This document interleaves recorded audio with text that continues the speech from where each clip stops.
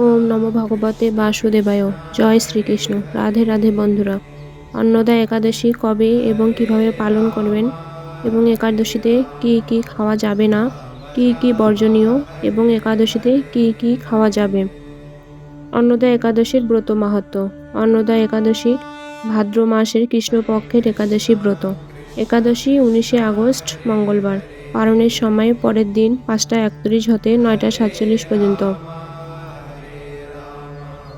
অন্নদা একাদশীর ক্ষেত্রে সকল প্রকার রবিশস্য বর্জনীয়। যাদের ক্ষেত্রে নির্জলা উপবাস পালন করা সম্ভব সেটি উত্তম, আর যাদের ক্ষেত্রে সম্ভব নয় পর্যাপ্ত পরিমাণ ফলমূল গ্রহণ করে একাদশী ব্রত পালন করতে হবে। যেমন ফল মূল, জল, দুধ, কাঠবাদাম, কাজু বাদাম, আলু সিদ্ধ, আলুর পায়েস, সাবুদানা ইত্যাদি গ্রহণ করা যাবে। একাদশীতে বেশি বেশি করে হরিনাম জপ করবেন, পূজা অর্চনা করবেন। অন্নদা একাদশীর ব্রত মাহাত্ম্য। ভাদ্রবতী কৃষ্ণপক্ষীয় অন্নদা একাদশীর মাহাত্ম্য ব্রহ্মবৈবর্ত পুরাণে বর্ণনা করা হয়েছে। মহারাজ যুধিষ্ঠির বললেন, হে কৃষ্ণ, ভাদ্র মাসের কৃষ্ণপক্ষের একাদশীর নাম কি, তা শুনতে আমি অত্যন্ত আগ্রহী। শ্রীকৃষ্ণ বললেন, হে রাজন, আমি সবিস্তরে এই একাদশীর কথা বর্ণনা করছি, আপনি একাগ্রচিত্তে শ্রবণ করুন। ভাদ্রের কৃষ্ণপক্ষী একাদশীকে বলা হয় অন্নদা। এই তিথি সর্বপাপ বিনাশিনী।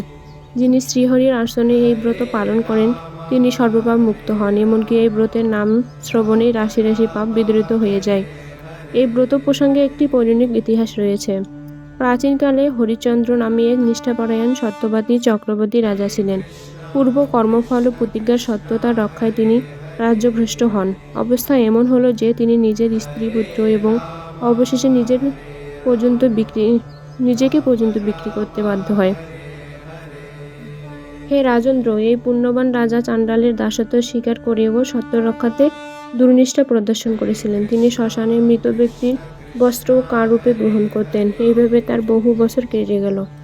দুঃসাগরে নিমজ্জিত হয়ে কি করি, কোথায় যাই, কিভাবে এই দুর্দশা থেকে উদ্ধার পাই, এই চিন্তায় তিনি দিনরাত্রি বিভোর হলেন।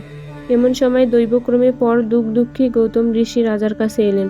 রাজা মুনিকে দর্শন করে ভক্তি ভরে প্রণাম করলেন। করজোড়ে তার সামনে দাঁড়িয়ে একে একে নিজের সমস্ত কথা জানালেন। রাজার দুঃখের কথা শুনে মুনিবার বিস্ময়াপন্ন হলেন। অত্যন্ত ব্যথিত হয়ে তিনি বললেন, হে রাজন, ভাদ্র মাসের কৃষ্ণপক্ষের একাদশী অন্নদা নামে জগতে প্রসিদ্ধ। আপনি এই ব্রত পালন করুন। এই ব্রতের প্রভাবে আপনার সমস্ত পাপের বিনাশ হবে। আপনার ভাগ্যবশত আগামী 7 দিন পরে এই তিথির আবির্ভাব হবে।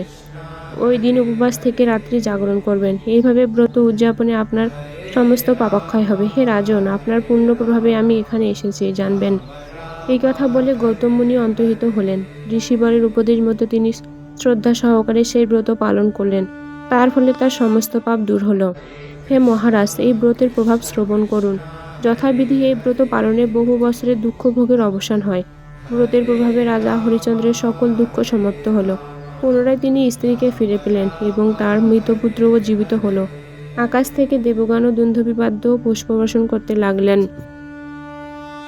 নিষ্কণ্টক রাজ্যসুখ ভোগ করে অবশেষে আত্মীয় স্বজন ও নগরবাসী সহ স্বর্গে গমন করলেন। যে মানুষ নিষ্ঠা সহকারে এই ব্রত পালন করেন তিনি শ্রীহরির চরণে ভক্তি লাভ করে অবশেষে দিব্যধামে গমন করেন। এই ব্রতের মাহাত্ম্য পাঠ ও শ্রবণে অশ্বমেধ যজ্ঞের ফল লাভ হয়। আপনারা সকলেই একাদশী ব্রত পালন করবেন এবং অন্যকেও পালন করতে উৎসাহিত করবেন। হরে কৃষ্ণ।